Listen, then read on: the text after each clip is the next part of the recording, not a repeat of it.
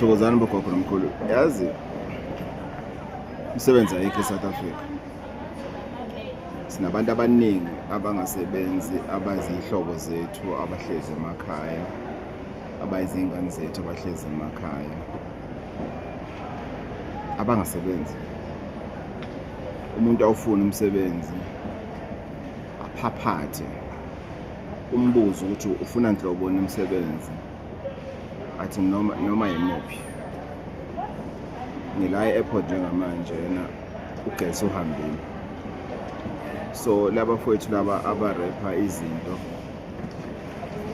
baya-argue ukuthi ubani ushayise early, mina ngikhathele, mina ngenzani.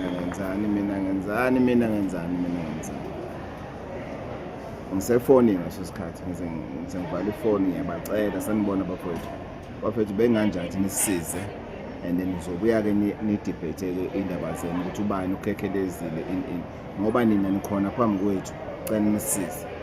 Hayi umshini awusebenzi. Ngithi yes umshini awusebenzi, ngiyakubona lokho. Engani lona omunye akwazi ukusirephela umshini ungasebenzi. Hayi sekayarepha.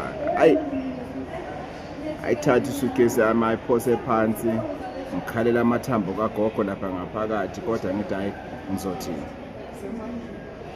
Bese ngiyibuza ukuthi lo msebenzi wawuthola ngenkani?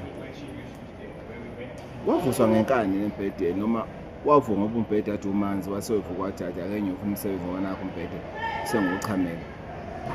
Nakho-ke manje sefuna ukuchamela wona lo msebenzi lona awuthola kanzima ngoba ngineshow ukuthi baningi abantu ozakwabo abawuthandazelayo lo msebenzi, ngoba ngiyazi ukuthi iningi labo bayithole umsebenzi ngokudiza, kakhulukazi la e-airport kuyadizwa kakhulu ukuthi umuntu azathole umsebenzi.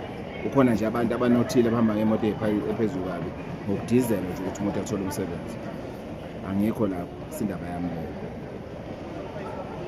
Bafethu umsebenzi ayikho. Nigcwele egodlweni nje nizofuna umsebenzi, iningi lenu hayi ngoba umsebenzi aninayo, ngoba umsebenzi niyayithola bese niyichamela, bese nikhafulela umsebenzi, bese nithi nebhadi. Kunomehluko phakathi kwebhadi nongahloniphi umsebenzi. Kunomehluko phakathi kokuthakathwa nongahloniphi umsebenzi. Iningi labantu imisebenzi abayihloniphi, abayiphathise kwezikhali zamantungu, ababi nayo leya nto lena yokuthi yazi ngiyasebenza. Baningi abantu emva kwami abafuna umsebenzi. Angisho ukuthi abantu bangaphumuli. Uma uphumulile, uma kuyi-break yakho, suka phambi kwethu makhasimende, uhambe uyophumula noma uyodla.